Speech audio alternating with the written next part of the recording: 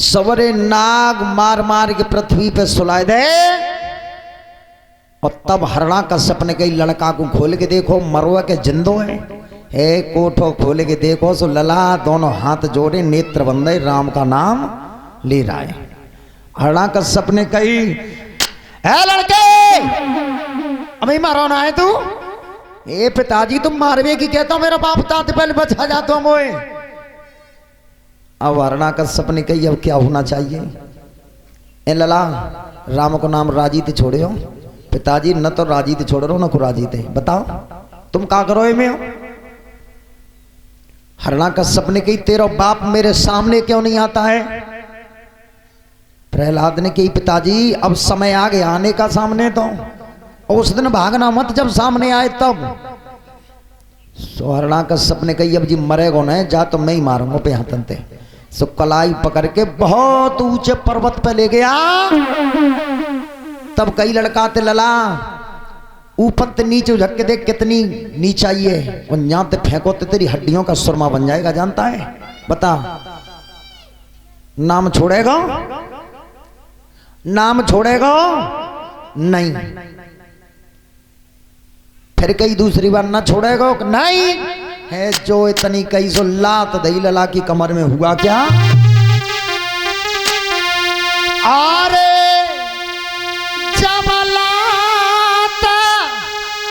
कमर में भैया मारी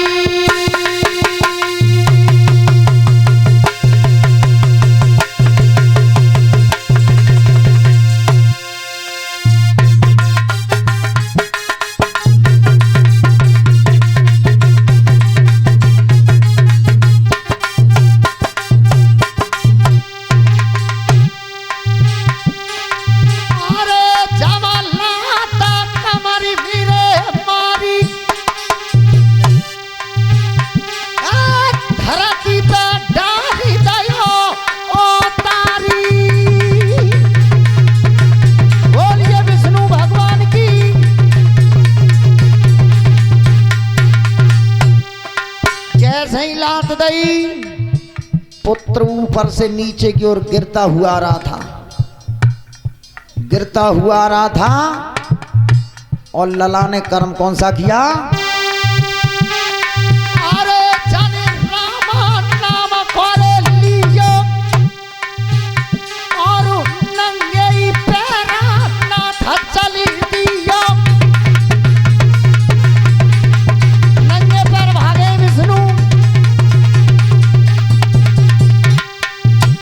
देख ले परीक्षा तो भक्त को बुलाने में देरी होती है लेकिन परमात्मा को कभी आने में।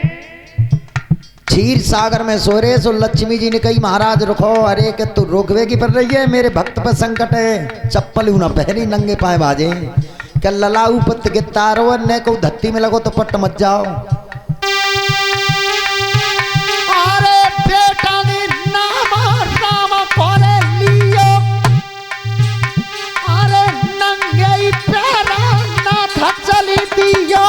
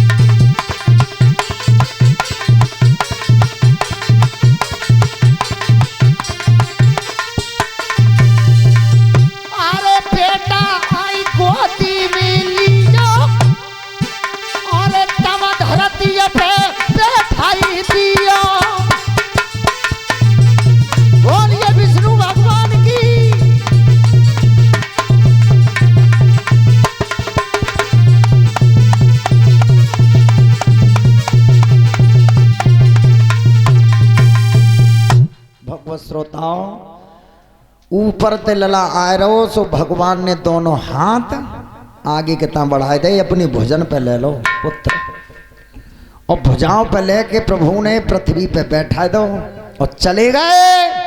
हरणाकश्यप ने कही कब देखूं इतने ऊपर फेंको नीचे उतर के देख कि मरो है कि जिंदो है। सो नीचे उतर के गो सो आंखें बंद नहीं राम को नाम ले रहे लला बैठो बैठो। ए हरणाकश्यप कांप गया। इतने उपाय कर ले मरी ना रहो। है लड़के अरे अभी मरो रहा है तू। लड़का ने कही पिताजी कितनी कोशिश करो है तुम है कितनी कोशिश करो है मारवे की। तुमने मैं ऊपर फेंकाऊं और मैं बाप ने मैं गोदी में। अब हरणाकश्यप कह रहा तेरे बाप ने गोदी में लो वो तो दिखो ना तुम्हें ना दिखो और ज्यादा ना दिखो ना तादना तुम्हें सकल ही ना दिखे। भगवत श्रोताओं बहुत दुखी था हरणाकश्यप के जी घर में ऐसा कोल्हा जन्म हुए कि जादना जन जन्म लो तादना तो सुख शांति थी जीवन न दे रहा हूं। सुर हरणाकश्यप कलाई पकड़ के जंगल में लेकर के जा रहा था। तब तक हरणाकश्यप की बहन थी जिसका नाम था सिंघका आई गई। भैया कैसे ले डोल लो जाए बहन जी ऐसा कोल्हा जन्म हुए जा घर में चैनते तो पानी पी नहीं ना दे रहा और मेरे भैया की हत्या करिए विष्णु ने बाई को नाम ले तो बहुत उपाय कर ले मारवे के मत ही ना आए। सिंघका ने की भैया तुम अब घरे जाओ और जब मुँह दे दो आज सांझ को देख लियो जी मरो के जिंदो। सो कलाई पकड़ी और कई चौरे बुआ ने अरे कड़ी खाते मूड़ा चब जाऊंगी ना छोड़ेगा ना राम को नाम तू है। तब कही बुआ मोदी गिरी है तुम आ गई अभी हड्डी तुरवावे कहा है। आप भैया तो कह दे सिंघका ने कि भैया मेरे पास शीतला चीर है और जा गोदी में लेके बैठूंगी मैं सबरे नगर की लकड़ियां एकत्रित करवाओ अग्नि लगवा देना और मैं शीतला चीर अपने सिर पर डाल लूंगी लड़का जल करके भस्म हो जाएगा और मैं बच जाऊंगी। परीक्षित स्वामी जी सिंघका के पास शीतला चीर कहां से आया था। परीक्षित महाराज ये शीतला चीर था सिंघका के पास जो जिससे अग्नि पास नहीं आती थी। ये सिंघका को किसने दिया था।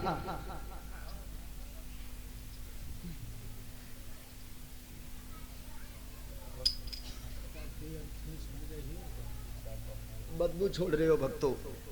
इधर में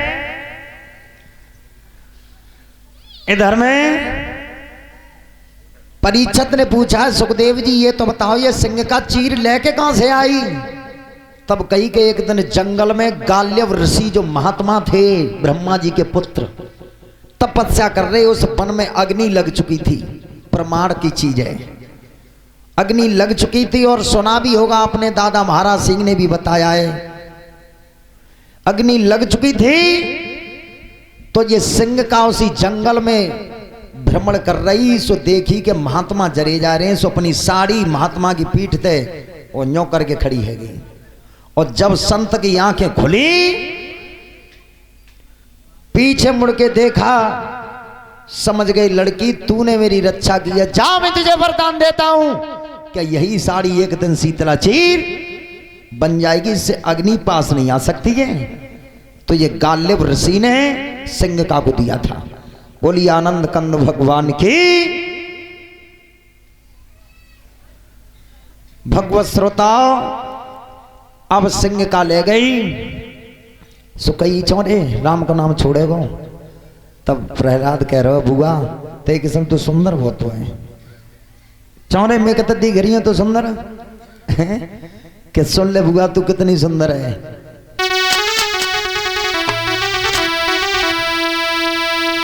अरे इतनी सुंदर लगे बुआ शोभा नहीं बरनी जाती है।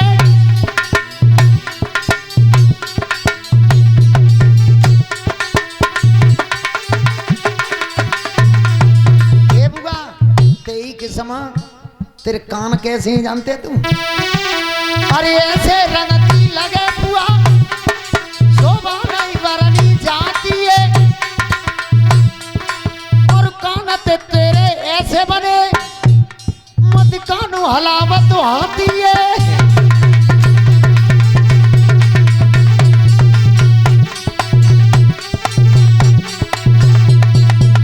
ए बुआ कान तो ए कड़ी का ए रे मैं हाथी जैसे कान है रे। अब हल्ले ने के देर रुक ले जागना आगे ना लगाई तब तो पतो पड़े ही। प्रहलाद ने की बुआ तू जो करे सो बाद में कर लइए पर थोड़ी देर तो बुआ भतीजे की मजाक तो ही जान दे। और फिर कई बुआ तो रंग कैसे हुए जानते हैं? अरे ऐसे रंग की लगे बुआ जैसे चंद्र बदन उजियारी है और ये सो तेरो रूप बनो मत काजर कर दई कारी है।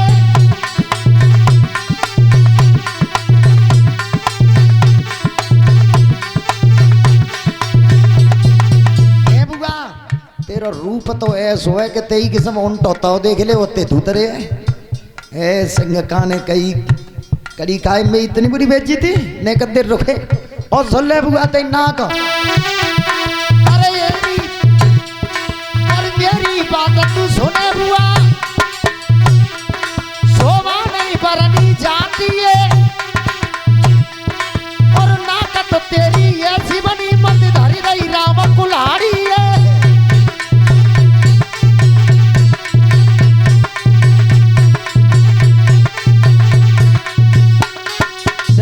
कहीं में ना का बुलाड़ी ऐसी अरे तब तक धराती है आई अरे पापनी बेटे रही है धमकाई।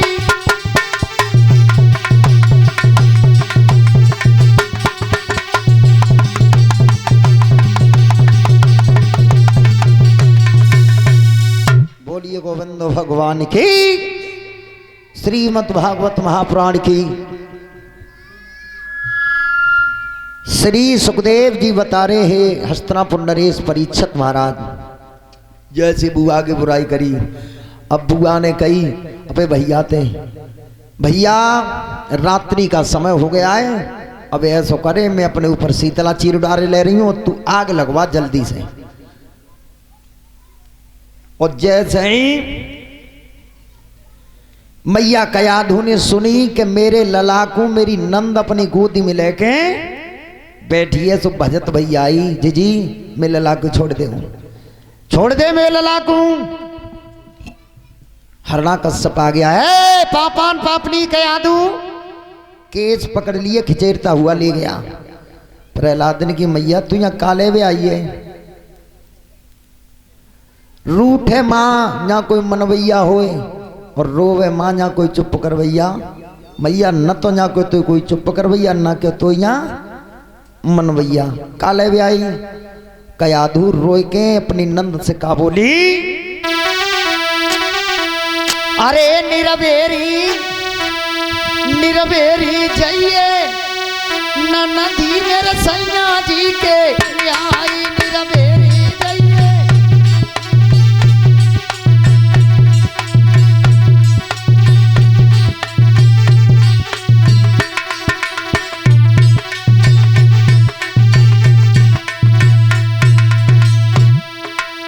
निरवेरे जाइयो नदी मेरे सैया जी के। अरे सासु जने बहु पीरा हरे और नन्न पनीरी खाई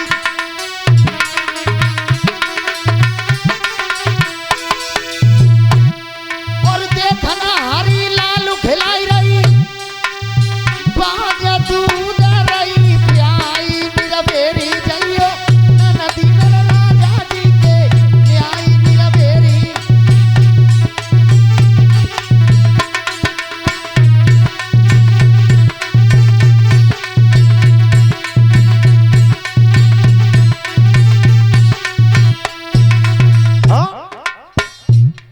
सास जने बहु पीर हरे नंद पंजीरी खाए और देखन हारी लाल खिला रही है पांच दूध रही प्याय निरवेरे जइयो नदी मेरे सैया जी के न्याय। और फिर अरे ससुर हमारे 80 वर्ष के बारी सासु कहाई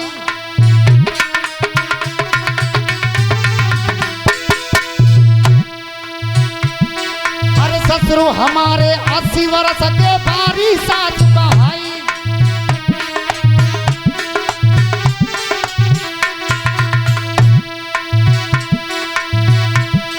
और जब तक जे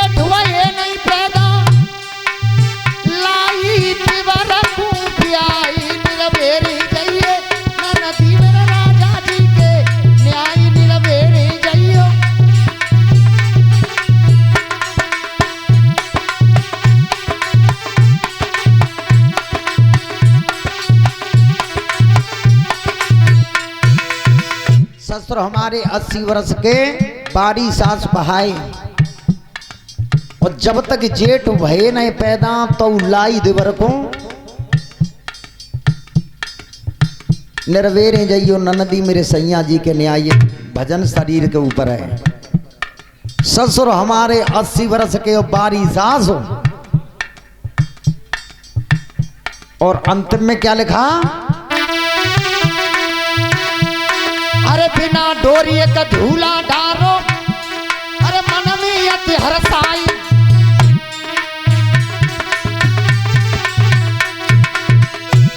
अरे झूलना हरी चौरा नाई, छोटा रही लगाई। मेरा बेरी जाइए नदी मेरे राजा जी के न्याय। मेरा बेरी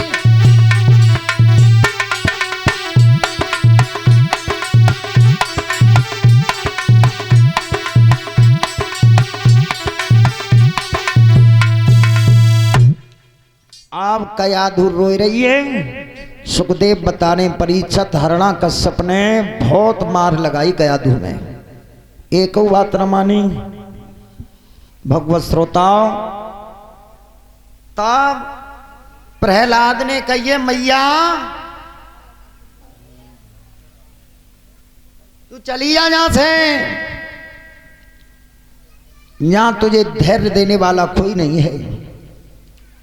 और अंतिम बार रोए के और पुत्र ने अपनी बुआ से क्या कही? सभी भक्त तालियां बजाते हुए बोले, आरे मोई राम नाम प्यारो, अरे बुआ जी मोई मती मारो। राम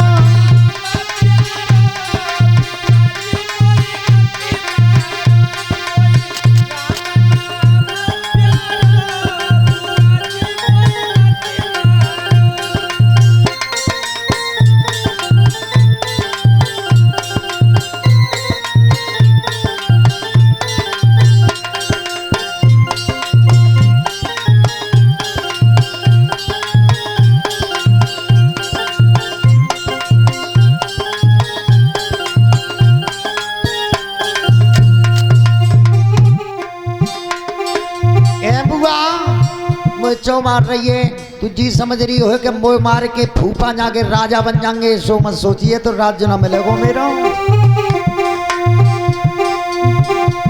मोई राम नाम प्यारो, बुआ जी मोई मती मारो। रे मोई राम नाम प्यारो,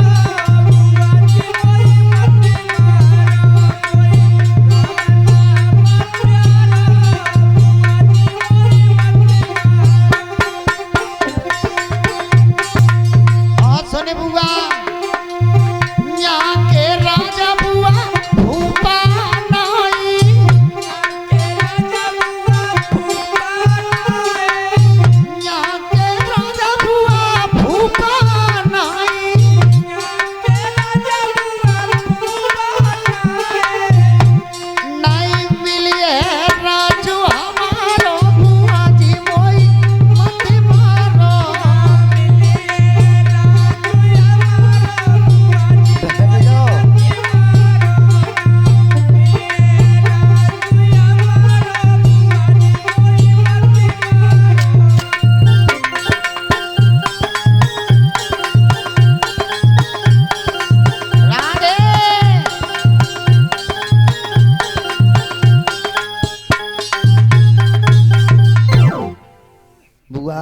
ना मानेगी।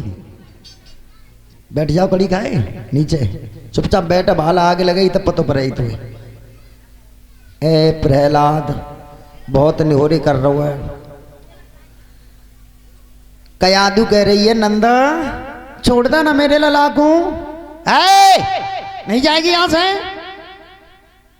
भगवत श्रोताओं, बुरी तरीका से मैया कयादू रोती रही तो प्रहलाद ने कहा कही मैया तो माल में जब पृथ्वी पे काहे रो है। और पुत्र रोए के बोलो,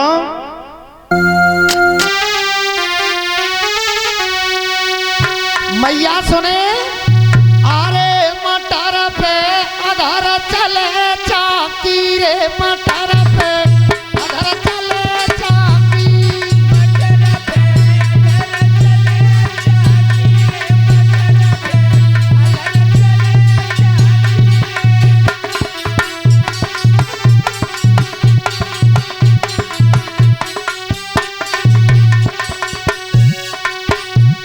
परिछत जी मटर का है मटर है भूमंडल और चाकी काय की चल रही है काय की माया की मटर पे अधर चले चाकी रे मटर पे अधर चले चाकी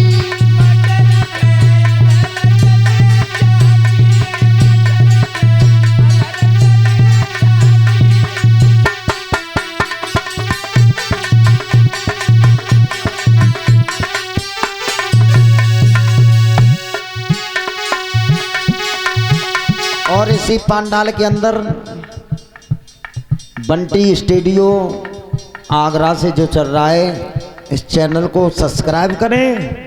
नई नई वीडियो देखने के लिए मिलेंगी बलराम शास्त्री पूरा वालों की आवाज़ में।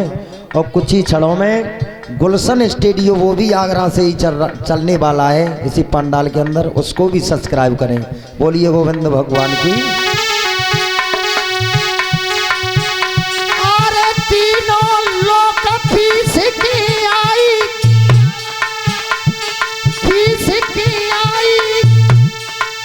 हंस गई नारी